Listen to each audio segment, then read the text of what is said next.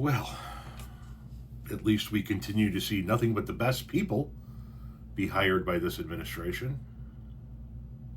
Department of Homeland Security's domestic counterterrorism hub leads nationwide efforts to prevent targeted acts of violence of all kinds. President Donald Trump, in his infinite wisdom, has put this man in charge of that at Homeland Security. He's 22 years old, 1 year out of college, with no evident national security experience whatsoever. Before volunteering for the Trump campaign, his LinkedIn page reportedly explains that his work experience includes, quote, lawn care work around my neighborhood, also working part-time as a clerk at an H-E-B supermarket. He also apparently once had an internship at the Heritage Foundation, and according to a recent ProPublica profile of this young man, again, who is Donald Trump's best guess at who would make a good counterterrorism chief for the United States government at this moment in time, according to ProPublica, quote, the bulk of his leadership experience comes from having served as Secretary General of a model United Nations club in school. But now that is who Donald Trump has running domestic counterterrorism efforts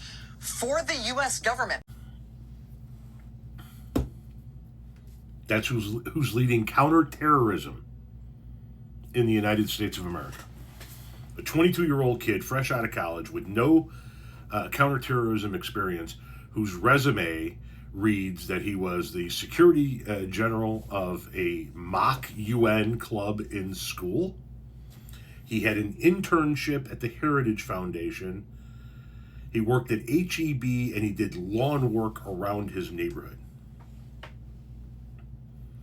I want you to think about this, because this is what I'm about to tell you is very real and frightening as fuck.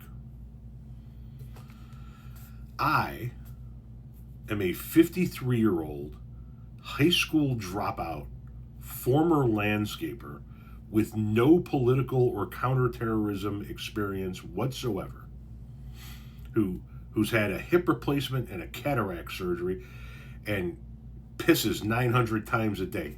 I have a urologist and medication.